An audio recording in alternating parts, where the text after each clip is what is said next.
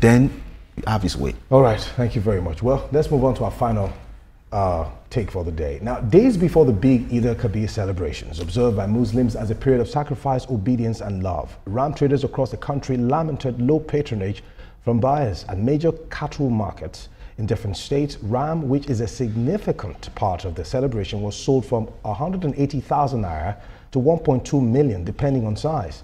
Traders attributed the price surge to high transportation costs, insecurity affecting livestock supply, and overall inflation.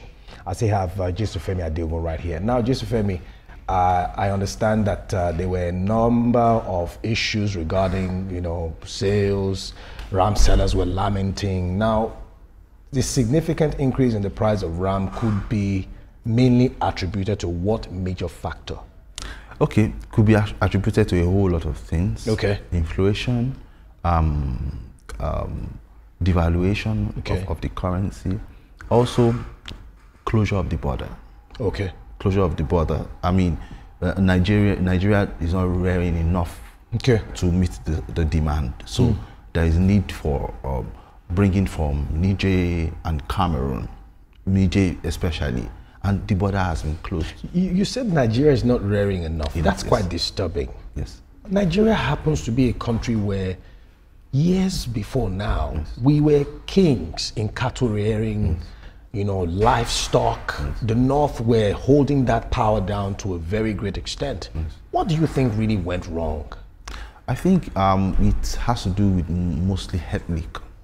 I mean, the issue with Fulanis. Fulanis are the major people that actually does this rearing. Okay. So when there are fights between farmers, insecurity, farmers with Fulanis fighting here and there because of their rights or this right and so on and so forth, it also affects how they could, deliver on demand for this particular need. Okay. So when they could not deliver on the demand, they had to go to neighboring countries that have enough and bring in. So what has caused this hike majorly is closure of the border, logistics, bringing it in, and also,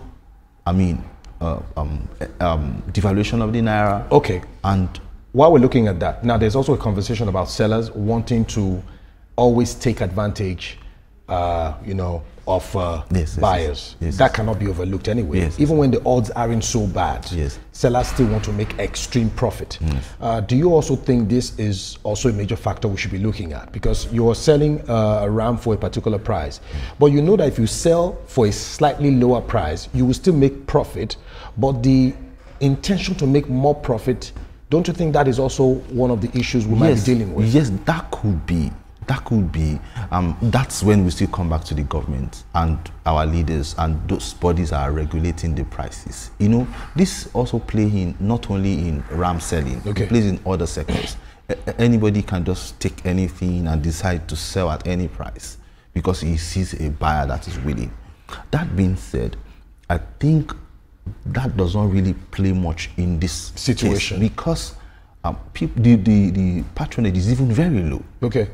When you have low patronage compared to last year, you really want to sell out and make some money and sell. So I don't think that's what's really happening. I think what's really happening is that people don't have enough money to purchase these things. These things are expensive. All right, let's look at this too. Now, do you think, now let's look at the area of, the Ministry of Livestock, as a matter of fact. How do we harness this ministry to bring about reasonable development in livestock farming as well as reduction in cost of this commodity? Because what kind of packages do you think should be available for us to be able to do this? Because if the Ministry of Livestock is present, the president just enacted that ministry not too long, and we hope that that ministry can do something. So how do you think this ministry can harness the potential in the livestock industry? Mark, it's very, very simple. Okay, simple. Tell us. The government should subsidize these things. Let me share an experience with you. Quickly, because of time. I usually go to abattoir to buy meat to stock my house. So I go to the abattoir, meat I used to buy for 45,000, then I'm buying it for 25,000. I asked the meat seller, why did he change in price? He said government gave them money. I said, do you mean government gave you money? He didn't know who I was. He said, no, government gave money to those that rear the cow that is being sold to them. Okay. That's why they could reduce it, the Okay. cost. So if government could subsidize, not even only rams, can subsidize food items. People, I mean, it's difficult to actually feed a home as at this moment. Okay. If they can find a way to subsidize all these things that we hit in our homes, it will go a long way. And Nigeria will be happy with this government. Yes, we know what's happening, Naira devaluation. Okay. I mean, change is happening long term. Yeah. But in the short term, don't let Nigerians die first before long term come. All right, thank you very much. Well, it's been a wonderful time having this conversation with you. Thank you so much for holding it down. You're welcome. And we hope to have you again. Well, I've been speaking with none other but a public affairs analyst, author, speaker, Jesufemi Adiogun. Thank you. Thank you so much. Thank you, ma'am. All right, and that's our show for today. Remember, you can follow the conversation on our social media platforms at TVC News NG or on our website at tvcnews.tv. I am Mark Otabo. Until next week, goodbye.